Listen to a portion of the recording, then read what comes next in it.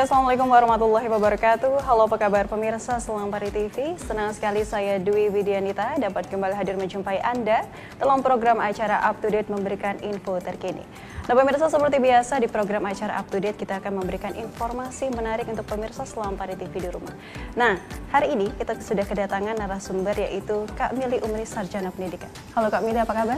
Alhamdulillah sehat hari ini. Assalamualaikum Widi. Iya, waalaikumsalam warahmatullahi wabarakatuh. Masih semangat Kak Mili? Iya tentu masih semangat. Cuaca di luar panas sekali. Walaupun hari ini hujan ya. Iya. Hari ini hujan. Iya, panas tapi nanti hujan gitu. Jadi emang cuacanya suka galau gitu. Nah pemirsa dan juga Kak Mili, ada pun tema yang akan kita bahas pada hari ini yaitu mengenal lebih dekat sosok putra daerah Kota Lubuk Linggau. Nah pemirsa, sekedar informasi untuk pemirsa Selampari TV di rumah bahwa Kak Mili Umri ini adalah salah satu putra daerah Kota Lubuk Linggau yang berhasil lolos pada CPNS 2017 yang mana diformasi Kementerian Hukum dan HAM. Benar Kak Mili?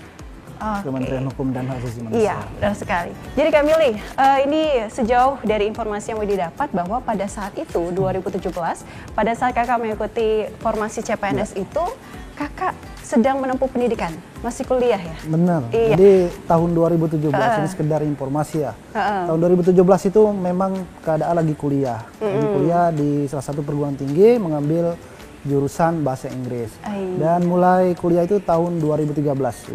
Tahun 2013 sampai tahun 2017 sebenarnya itu harusnya tamat ya. Iya. Karena saat itu semester 8 juga lagi proses penyusunan skripsi. Nah, berhubung ada pembukaan tes CPNS, jadi ikut dulu. Dan alhamdulillah nasibnya di sana. Oh iya. Jadi yang latar belakang ini sebenarnya iseng-iseng berhadiah Kak Mili. Nah, jadi sebenarnya Widi, kalau apa sih yang latar belakangnya? Kenapa mau ikut CPNS? Saya kuliah itu dulu tahun 2013. Oh, mulainya? Ya, mulainya. Tahun 2017 itu ada pembukaan tes CPNS. Dan kebetulan kami itu kan anak organisasi. Saya dulu kan sering, boleh dikatakan agak aktif lah di organisasi. Jadi ikut organisasi. Kemudian kami itu sering nongkrong, kumpul-kumpul sama teman-teman. Ada saat kami kumpul tersebut, ada kakak tingkat yang bilang, ini ada CPNS, pendaftaran CPNS, ikut aja lah. Karena pendaftaran CPNS kita tahu gratis ya. Gitu ya. Gratis karena nggak ada biaya. Jadi siapa tahu nasib di sana. Ya namanya akhir kita tamat kuliah itu masih mau cari kerja. Mau cari kerja. Kalau cita-cita kepingin dulunya itu sebenarnya maunya itu Widi kalau tamat kuliah kerja di perusahaan. Iya, itu impian semua orang. Impian semua. Ya, kerja di perusahaan atau mungkin kerja di bank seperti itu. Nah, tapi apa salahnya sih kita ikut CPNS? Mumpung gratis juga, siapa tahu nasib. Jadi kalau yang latar belakangnya sepertinya nggak ada ya latar belakangnya. Ya, karena memang saat itu 2017 juga kan minim informasi juga untuk pendaftaran CPNS. Itu aja diberitahu oleh kakak tingkat. Kalau nggak itu nggak tahu sama sekali. Berarti lolos aja gitu ya, kehilangan kesempatan gitu. Jadi memang coba-coba ini Kak ya? Awalnya coba-coba, tapi setelah daftar baru diseriusin. Gitu. Karena percuma lah kita awal daftar, awalnya memang sih ikut-ikut ya, gitu ya, ikut orang daftar. Tapi kalau nggak diseriusin kan, percuma juga. Jadi udah daftar, harus kita seriusin ikutnya. Dan akhirnya lolos? Alhamdulillah, satu kali tes lolos. Alhamdulillah. Ini inspirasi ya untuk teman-teman juga di rumah. Nah Kak, ini pada saat mengikuti tes itu pastinya kan mengalami kesulitan gitu, ada struggle-nya gitu kan. Apa sih Kak kesulitan atau tantangan yang pernah dialami waktu itu yang sampai sekarang tuh membekas, tidak bisa dilupakan gitu? Ini kalau kita bicara tantangan pasti banyak lah ya. Kita kan CPNS itu ikut sama saja kita namanya kompetisi. Iya benar sekali. Pasti ada nama tantangan, pasti ada yang namanya halangan, rintangan lah. Kalau saya pribadi ya, selama saya mengikuti tes itu kalau kami kemarin 2017 itu mulainya sekitar bulan 9 ya.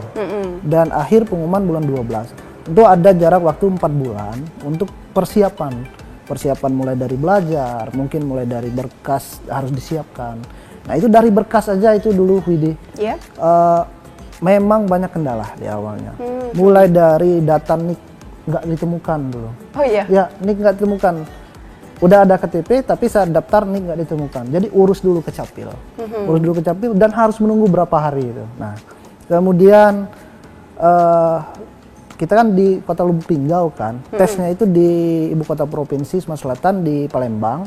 Jadi ada jarak 8 jam. Nah, jadi 8 jam itu itu ke Kota Palembang bukan hanya sehari ikut tesnya. Iya. Ya. Karena kan setiap tahapannya itu kan harus di sana semua.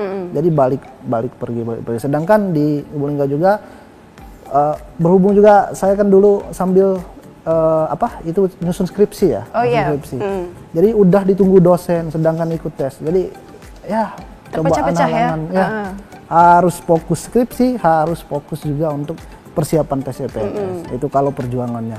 Dari pergi di sana juga orang kan banyak ya. Benar. Ribuan. Ikut CPNS ini setiap tahun pasti banyak. Hampir ratusan ribu orang yang ikut CPNS. Di sana pasti minder ada. Pasti namanya minder. Minder, takut gagal, takut ini. Ya namanya kan orang kita tes kompetisi, pasti kita ingin menang. Iya. Nah, karena lihat orang badannya itu tinggi-tinggi, kayaknya orang ini pintar dan sebagainya, jadi udah minder. Tapi kalau kita pikir seperti itu terus, ya bagaimana mau maju ya? Iya, benar sekali. Seperti itu. Jadi apapun rintangan, perjuangan, pokoknya lanjut aja. Apapun yang di halangan yang ada depan itu kurang berkas, perbaiki. Belajarnya kurang, semangat lagi belajarnya. Jadi kalau untuk halangan sih ya banyak lah. Iya. Kalau untuk saat tes CPNS-nya. Nah kalau boleh tahu itu kan yang daftar ribuan Kak ya. Nah untuk yang kemarin kepilih itu yang lolos ada berapa Kak? Termasuk Kakak? Ya. Nah alhamdulillah tahun 2017 itu Widya, memang untuk formasi CPNS penjaga tahanan instansi Kementerian Hukum dan Asasi Manusia Sumatera Selatan itu membuka lowongan hampir 500-an, hampir 500-an.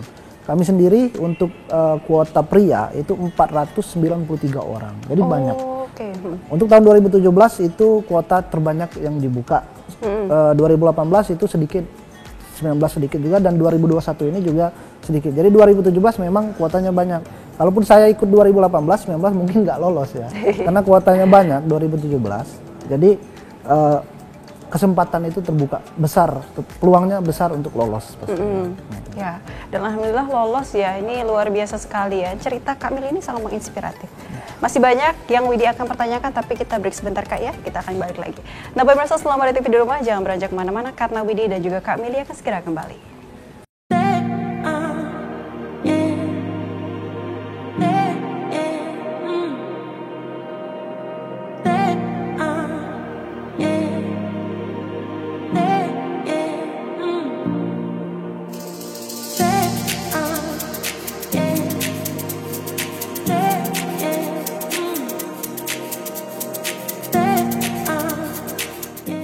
Terima kasih pemirsa, Anda masih bersama Widi di Up to Date memberikan info terkini. Nah Kak Mili, kalau tadi kan kita sudah berbicara mengenai struggle kakak, tantangan kakak yang dilewati pada saat mengikuti CPNS itu. Sekarang nih, Widi mau tahu, apa sih pengalaman kakak setelah kakak menjadi setelah kakak menjadi PNS ini? Pastinya kan ada pengalaman-pengalaman yang tidak terlupakan. Apa itu Kak? Pastinya setelah mengikuti ataupun lolos ya CPNS sebelumnya, saya kan ikut CPNS formasi penjaga tahanan. Penjaga tahanan itu kan biasanya orang identik kerjanya di penjara. Nah, saya waktu tes dulu nggak tahu kerjanya apa, yang penting PNS dulu. Ya, nggak tahu kerjanya apa, gimana nggak tahu. Setelah setelah lolos pengumuman, baru tahu ternyata kerja untuk formasi penjaga tahanan ini kerjanya katanya di penjara. Jadi kita dengar kata penjara itu agak seram ya. Orang kan secara awam kan dengarnya pasti seram ya. Tapi setelah kerja ternyata nggak menyeramkan apa yang orang-orang pikirkan. Orang-orang bilang nggak seram. Di sana mereka dididik, mereka juga dibina pastinya. Mereka juga diberi hal-hal baik untuk nantinya setelah mereka bebas itu mereka kembali ke masyarakat, diterima lagi di masyarakat dengan baik. Ada banyak contohnya. Setelah mereka masuk ke dalam penjara menjadi warga binaan, mereka setelah keluar ataupun bebas, mereka banyak yang mendapatkan keahlian. Ada yang bisa buka usaha, mebel dan sebagainya. Jadi yang dipikirkan di awal itu nggak semenyeramkan, nggak semenakutkan apa yang orang-orang bilang. Mungkin itu yang membedakan ya.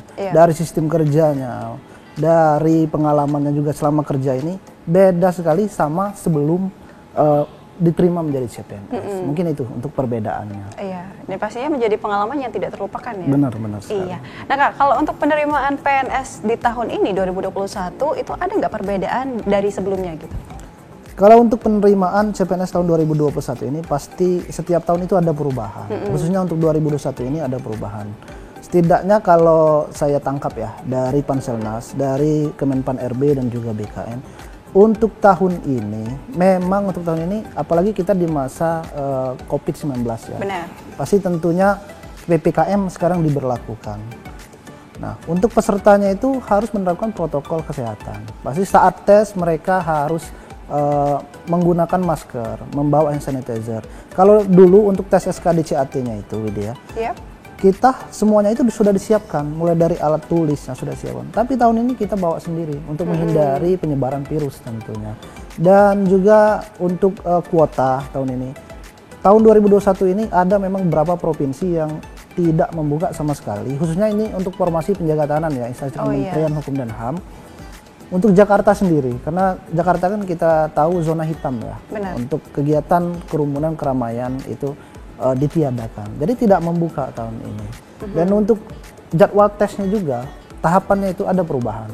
Kalau tahun kemarin itu ada namanya tes verifikasi berkas asli dan ukur tinggi badan. Tahun ini nggak ada lagi untuk tahapan tesnya. Ini khusus untuk formasi instansi Kemenkumham ya. Nah, kalau untuk yang lainnya mungkin ada penyesuaian. Nah, itu. Dan juga untuk orang-orang yang memang terpapar COVID, mungkin saat melaksanakan tes, mereka H-2 sebelum tes SKDCAT terpapar COVID, nanti mereka akan ditempatkan di tempat khusus. Dan yang lebih hebatnya lagi nih tahun ini, kita ada namanya untuk Panselnas ya, ada namanya itu menggunakan face recognize. Face recognize itu saat sebelum kita tes SKDCAT itu nanti kita menyesuaikan, mencocokkan wajah kita. Jadi cocok nggak wajah kita dengan database SSCASN itu tempat kita mendaftar dengan saat kita tes. Kalau nggak cocok maka gugur, karena hal itu dibuat untuk menghindarkan percaloan. Karena tahun-tahun kemarin kan banyak yang tes SKDCAT namanya siapa, yang datang siapa. Iya. Jadi untuk tahun ini itu untuk perbedaannya. Pasti menyesuaikan dengan masa COVID atau masa pandemi ini. Seperti itu. Nah Kak Mili, jadi kalau untuk tahun ini berapa banyak sih kuota yang tersedia untuk para calon CPNS yang mengikuti formasi Kementerian Hukum dan HAM? Untuk Kementerian Hukum dan Hak Asasi Manusia tahun ini pastinya ada pengurangan dari kuota, karena ada beberapa provinsi dari Kanwil, kantor wilayah setiap provinsi itu tidak membuka, seperti contohnya DKI Jakarta. Dan juga untuk Riau itu untuk formasi penjaga tahanan dan pemeriksaan keimigrasian untuk ceweknya itu tidak membuka, pasti ada pengurangan kuota. Tahun ini untuk penjaga tahanan sendiri seluruh Indonesia itu dari beberapa provinsi, Kanwil provinsi yang buka itu sekitar 3.800-an yang buka.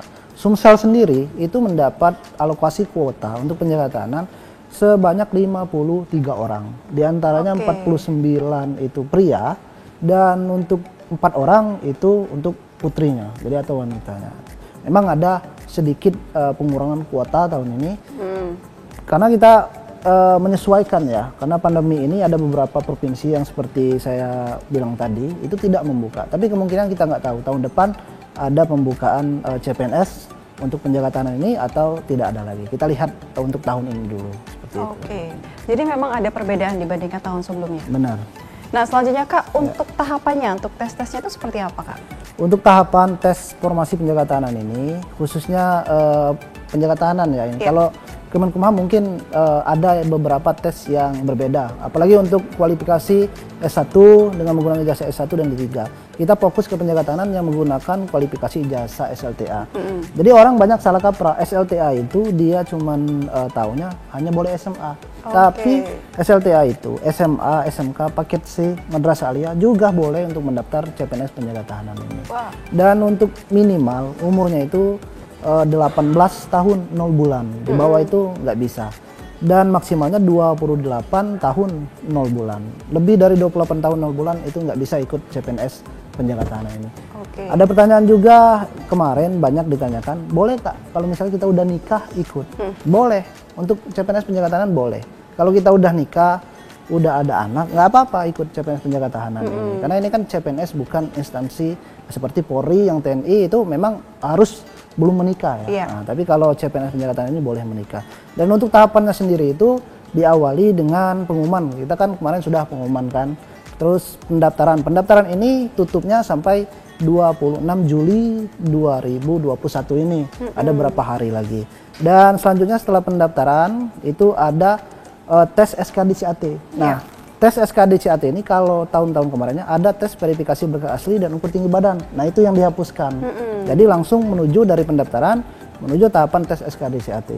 Setelah lolos tes SKDCAT, langsung masuk ke tes SKB. Nah, SKB-nya ini berbeda dengan CPNS lainnya. Kalau CPNS lainnya mungkin SKB-nya hanya wawancara seperti itu ya. Tapi kalau untuk CPNS penjaga tahanan ini ada yang namanya SKB-nya di awal dengan kesemaptaan. Kesemaptaan itu kita fisik seperti lari, push up, sit up, sateran. Terus setelah kesemaptaan ada namanya SKB WPFK. Wawancara, pengamatan fisik dan juga uji keterampilan. Nah, pada tahapan WPFK ini kita dilihat secara fisik kita. Mulai dari kita menggunakan tato atau tidak, mungkin dari pernah riwayat kita patah tulang dan sebagainya. Terus ada tahapan dilanjutkan dengan wawancara dan terakhir uji keterampilan. Nah, uji keterampilan ini apapun keterampilan yang kita miliki, apapun sertifikat yang kita miliki, baik sertifikat organisasi ataupun sertifikat misalnya kejuaraan, bisa kita bawa pada saat tahap uji keterampilan ini. Jadi terakhir itu setelah uji keterampilan, nilainya diakumulasi, baru terakhir tahapannya pengumuman dan lolos atau enggaknya nanti itu bisa disanggah. Kalaupun nanti tidak sesuai dengan hasil, misalnya nilai kita kan untuk SKD sekian, itu kan sekarang transparan, bisa kita lihat. Tapi saat hasil pengumuman itu tidak sesuai dengan harapan, bisa itu disanggah atau diperbaiki lagi. Seperti itu untuk tahapannya. Oke, nah ini kalau boleh tahu nih Kak ya, pada saat pertunjukan keterampilan itu apa yang Kakak tunjukkan pada saat itu?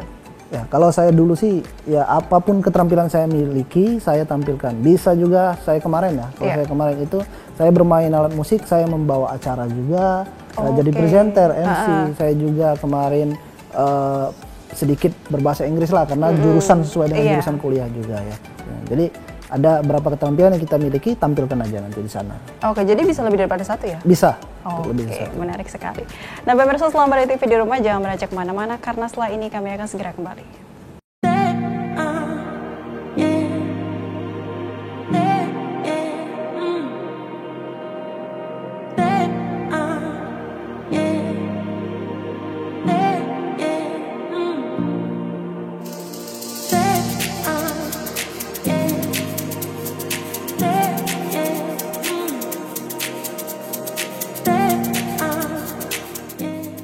Anda masih bersama Widi dan juga Kak Mili di Up to Date kali ini memberikan info terkini.